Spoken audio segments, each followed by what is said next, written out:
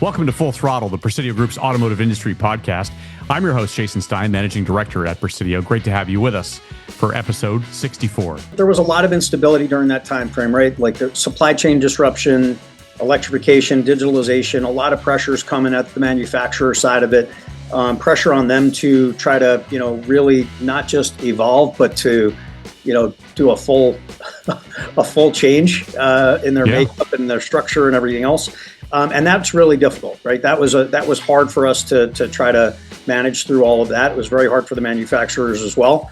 But, I think that Mercedes missed an opportunity through all of that. I think that they tried to push change too hard in a time when they didn't necessarily need to, in hindsight, right? It's hard to see it when you're in the moment, but in hindsight, I think they wasted a growth opportunity that existed. And now we're struggling with that outcome. Right now, we've got to try to win back market share. We've got to try to be much more aggressive as an organization and as a dealer body to win back that business, which is way harder to do, right? Conquesting is always harder than your loyal sales business, but we gave up a lot of opportunity in the last 5 years, and we've got to win it back now. So it's a real challenge. Jay Agresta is just wrapping up his third year as chairman of the Mercedes-Benz Dealer Board, a role that sits squarely at the intersection of Stuttgart strategy and U.S. retail reality. 3 years that have included an aggressive EV push, a controversial field reorganization, shifting incentive programs, rising facility investment requirements, and now one of the most ambitious growth targets the brand has set in years. Mercedes is aiming for more than 400,000 annual retail passenger sales by 2030. That would require sustained annual growth of roughly 6% in a fiercely competitive luxury market. At the same time, dealer profitability has come down from pandemic-era highs. Margin structures are set for renegotiation this year, and dealers are investing tens of millions into facilities and EV readiness as EV rules change. Not to mention the fact that customer behavior is evolving, with click-to-call leads now outpacing digital forms 4-1. So what does alignment really look like in this environment? Do dealers and OEMs truly win or lose together? And now that Jay has completed his tenure leading the dealer board, where does the relationship between Mercedes-Benz and its retailers actually stand? Jay Agresta tells all in this next episode of Full Throttle. Hi, I'm Jay Agresta, and this is Presidio's podcast, Full Throttle. He's fresh off a 3-year term. He was so good in the first couple of years, they asked him to stay on. And now he's so good that he's willing to have a conversation with us. Jay, what a pleasure to have you on the program.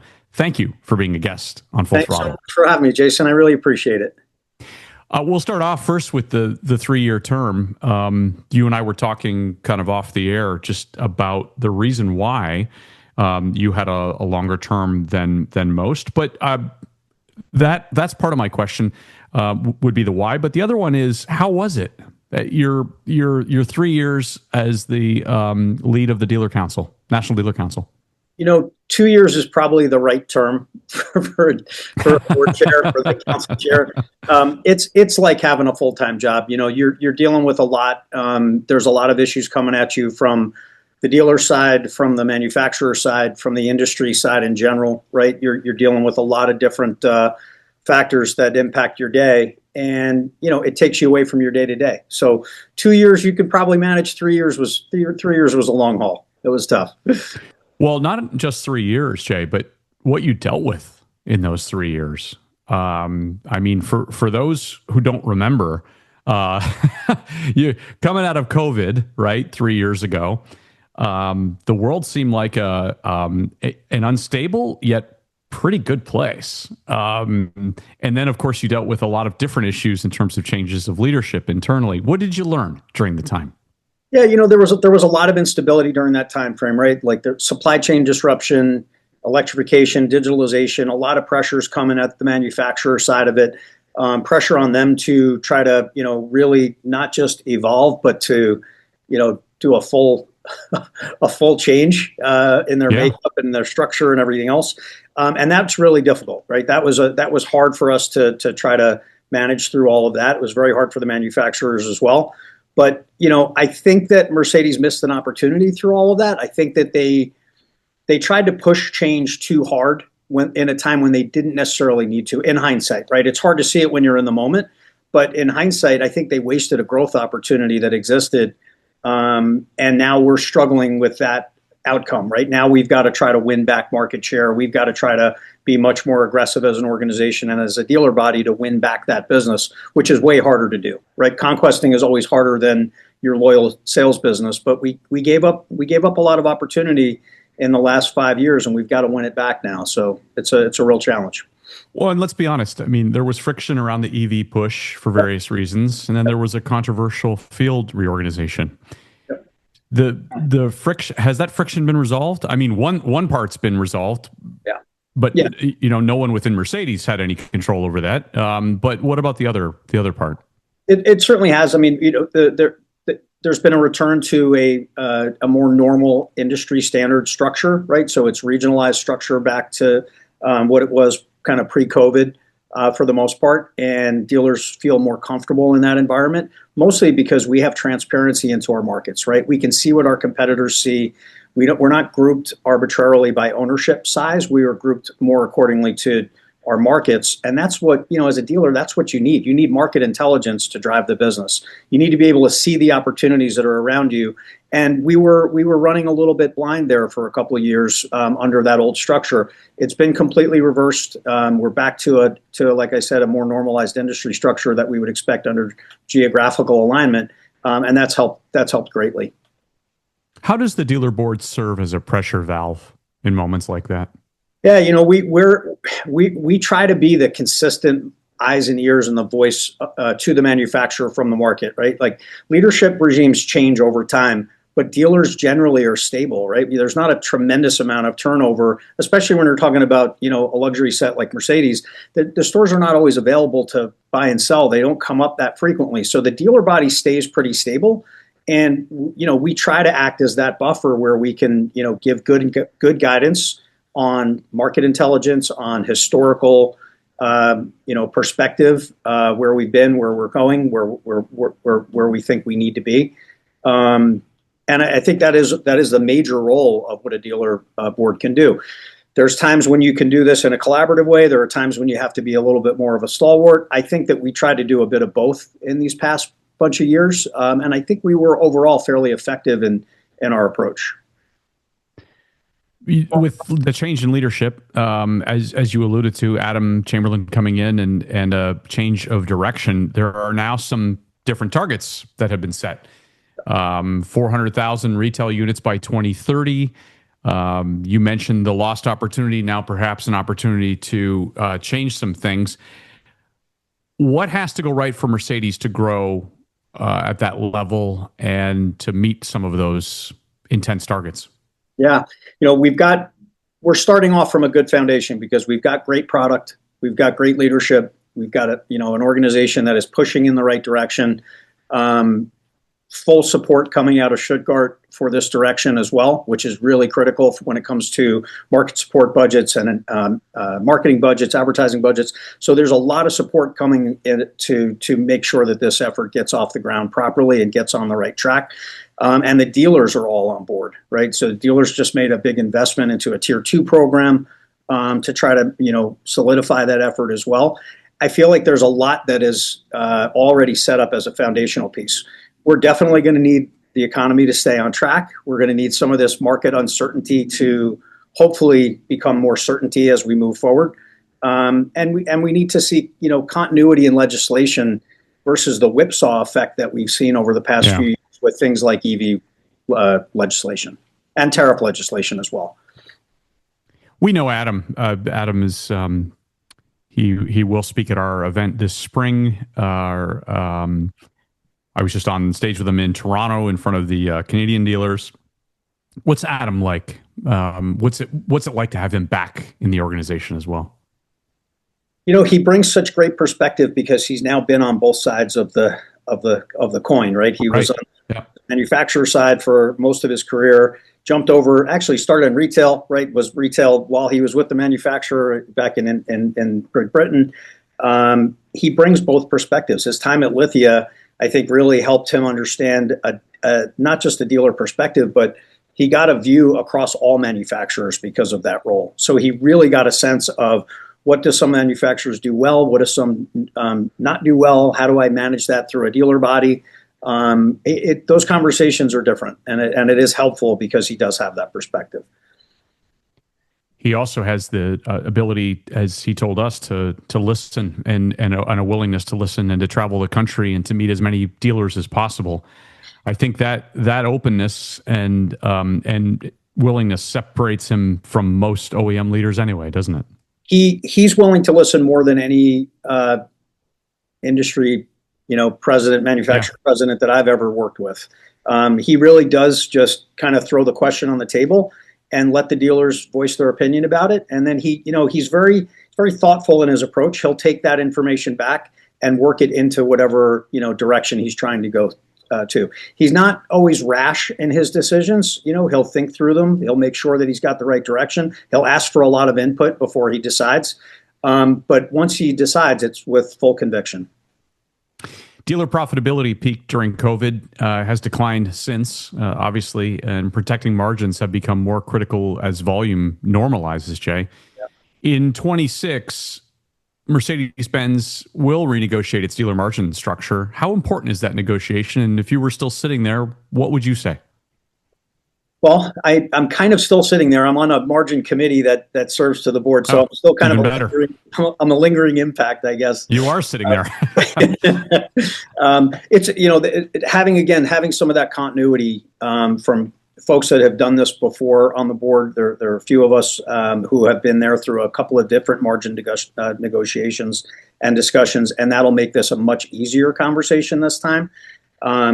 I think that this is a critical negotiation for setting up, again, what comes in the next couple of years. But, we're trying to create a simpler margin to keep dealers focused on the actual transactions and our customers, right? And not be sidetracked by having to look at dashboard after dashboard and metric after metric, right? To just chase your money. We really should be invested heavily in the customers themselves, right? In every transaction, whether it's a sales transaction, service transaction, parts transaction. That's where we need our general managers and our department managers to keep their focus, not constantly trying to manage to a dealer performance bonus. Right. One more sticky element: facility upgrades. They've become a tension point nationally, not just Mercedes, obviously. Dealers want fair return. OEMs want brand consistency. You've said that investments should empower innovation, not limit it. How do you prevent long-term capital commitments from locking dealers into rigid structures while consumer behavior is always evolving?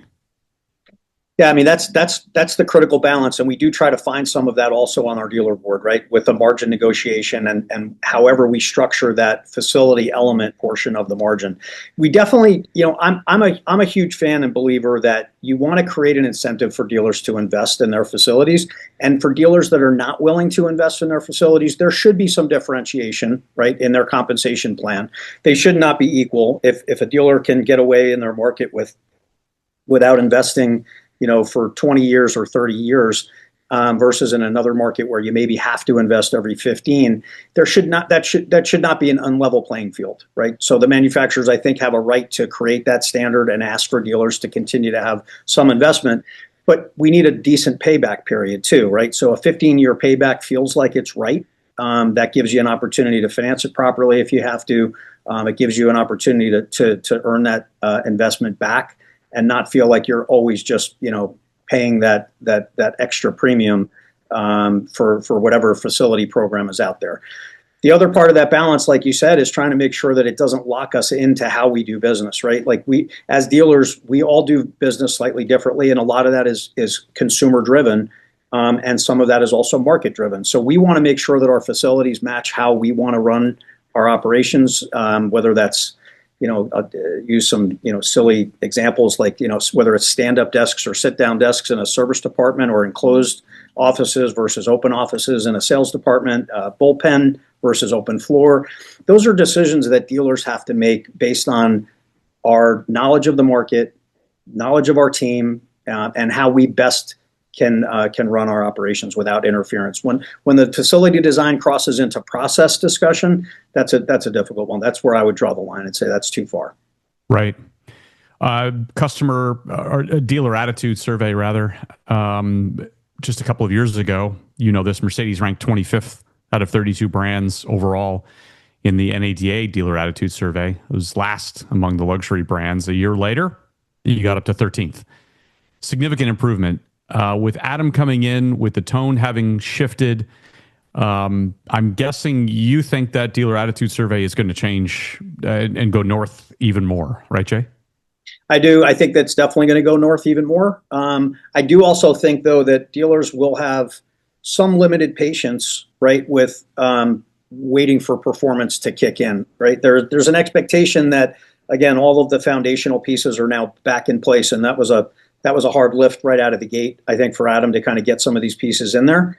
But he's been able to accomplish that. Now the performance has to come. And I think dealers will be patient with it, but up to a point. So we're going to need to see that we've started to create some momentum, that the programs are right, that the marketing effort follows, that the new Tier 2 program really kicks in, and we start to see some traction developing from that. And I think with that in place, we should see good positive momentum. And yes, then I definitely think we're going to see increased scores overall.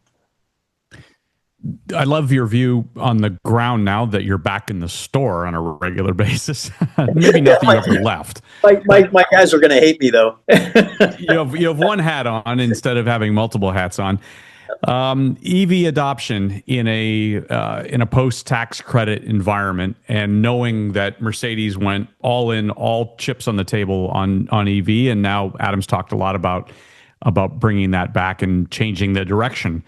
What's the honest read from your perspective? Where are we on EVs, hybrids, internal combustion? Where are we on powertrains now, Jay? So I think Mercedes has a lot of flexibility here, and that's a wonderful thing of the way that they've approached this game. Right, it's being able to shift from pure ICE to hybrid to electric. They've got all three parts of the market kind of covered right now with different product. Introduction of the new CLA electric and coming with the GLC. GLA. These are products that really will compete kind of in the sweet spot where Tesla has been so successful, right? So we've got products now that'll come in finally to really compete in the meat of the market, as opposed to the very high end of the market where opportunity was really limited. So we kind of introduced that EQS first, and then came in with an EQE, and we're kind of operating at the very expensive part of the electric segment, whereas now I think we have an opportunity to really compete head to head. You saw Tesla announce the elimination of the Model S and the Model X, and that is a great opportunity for us, bringing these new products in to go head to head with the Model 3 and the Model Y. So I think they've kind of figured out the right sweet spot for right now. I think part of the determinant here is also going to be what happens with this Middle East conflict, right? How are we really going to be driving up oil prices back to $100+ a barrel? It remains to be seen, right? If this is a short-term operation, probably not. If it's a longer-term operation, then we probably will see some escalation in oil prices, and then you will probably start to see some consumer impact from that, shifting demand. Yeah, for sure. And you didn't even mention the AMG Concept GTXX, which is going to hit the showroom floor here soon. 1,341 horsepower, wonderful car, super sedan. Yeah, yep. Adam's talked a lot about that. Give us your view of the ground now. What are you hearing from customers today in your dealerships, and where's the sentiment? I guess it changes by the week, maybe. Yeah, unfortunately, it does. Look, we're in the Northeast. We operate our stores in New York and New Jersey. We just went through 2 brutal months of weather. Right, yeah. It was just massive snowfalls, 27 inches plus the last snowfall. 20 or 15, 18 inches the storm before, and brutal cold, right? So long stretches of cold where we just saw a lot less people in the market. Our lead flow didn't really change much, but our closing rates were not there. People just did not want to make a commitment. I think everybody was kind of thinking, well, let's get through the weather and then I'll complete my purchase. So I think there is some pent-up demand out there.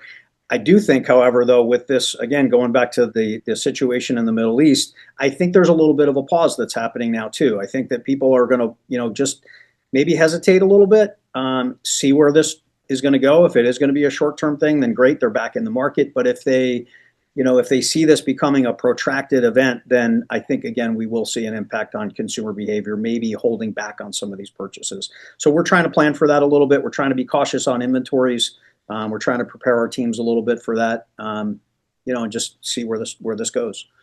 Yeah, well, that would just be consistent with the last, 5-6 years in More terms uncertainty. of more uncertainty. Exactly. Final thing, you have said during your tenure, your 3 years, that dealers and OEMs must win together. Growth targets rising, margin renegotiations now, facility investments maybe accelerating, and competitive luxury pressure intensifying at all levels. Are dealers and Mercedes more aligned today than they were when you started your term? I think we are. Like yeah, I started off my term. I came in the middle of a very, very difficult margin negotiation that my predecessor Jeff Swickert was leading along with his board at that time. He asked me to kind of join him in that margin negotiation once I did join the board, but they were already well into it and really had a very hard time with it, right? So there was not real alignment there between the manufacturer and their direction and their desire to kind of transform the business and where the dealers believed the business needed to go. That is very different to where we are right now. I feel like there is very good alignment. And I really do believe this wholeheartedly, that the manufacturer and the dealers have to win and lose together, right? One of us can't win and one of us can't lose, and it is a two-way street. And that's where I think, when the dealers kind of saw the direction and the foundational elements that Adam was pushing for, the dealers came to the table with a tier 2 effort to say, okay, we're willing to be on board with you because we need to win and do this together, right? It's our investment coming in to be a part of this as well. So I do think that there's much more alignment right now than there's been in years. I'm really hopeful that we can continue this kind of a discourse. You can just see that there's so much opportunity to win when you do it this way. Another good example, and every manufacturer and dealer body is struggling with this one. Dealers and manufacturers are in this nuclear escalation battle in our warranty discussions, right? So a warranty spike will happen. The manufacturer will try to cut times on those operations that are impacting it. They'll try to cut parts markups and reduce the price of those parts to reduce their cost. And it has an impact on the dealers. The dealers then try to create a legislative fight to force the manufacturer to have to pay at certain rates. And in doing so, there are two groups that get caught in the middle of this: technicians and consumers, right? That's not what we should be fighting about. What we should be looking to do is grow the business properly and have a holistic discussion around pricing, fair compensation, proper payments to our technicians who really have some of the hardest jobs in this industry, and then we're asking them to take a hit at a time when they really can't afford to do it. And our consumers, I think in a lot of cases, we're just escalating prices to try to combat what the manufacturers are doing, to the point where we're now driving some of those customers out of our stores. So I think this industry needs a real hard look at that. And that's kind of where I mean, like, we need to be going in the same direction, not battling with each other, because we can win even in that conversation by doing it together. Yeah, something just struck me that I wanted to ask you about, given your national, the exposure you've had to national issues. Direct sales, do you worry about those? I don't right now. I don't think it's a future for any of the manufacturers. I think that the tests that they've done in other parts of the world have proven that it is not effective. They're taking on all that risk and realizing that there's no additional return for it, right? So the dealers have found ways to be efficient in a very difficult structure. And I think that the manufacturers are starting to realize that they should just let us do our thing, because we can find those efficiencies. We can find opportunity to create that little bit of margin that we operate on, right? Average margin is maybe 3%, 2.5%, 3% nationally, something like that. For Mercedes, a little bit higher. But I don't understand why a manufacturer would want to take back all that risk for that little bit of return. Right. Well, given that, are you looking to invest in your dealer footprint? Do you want to grow, Jay? We do. Yeah, we've got a small little platform. It's just a 3-store platform, but we would like to grow it. I am still very bullish on this industry overall, in spite of all the uncertainty and the risk and the change and everything else that impacts it. I love this business. My family's been doing this for 100 years, back to my great grandfather as a blacksmith. I would not want to be doing anything else. I really just enjoy this every day. I'm excited about it. I'm excited to bring my next generation into it. So yeah, really looking forward to continuing to grow. Wonderful. Thank you so much for sharing your thoughts and views and spending time with us here. Thanks so much, Jason. I really appreciate you having me. Thank you, Jay. That's the 64th episode of Full Throttle. Special thanks to my guest today, Jay Agresta. Thank you for listening. And for a library of these episodes with industry leaders, go to thepresidiogroup.com. You can also find a library of these shows on the Presidio Group's YouTube channel. I'm your host, Jason Stein. We'll talk to you again next time.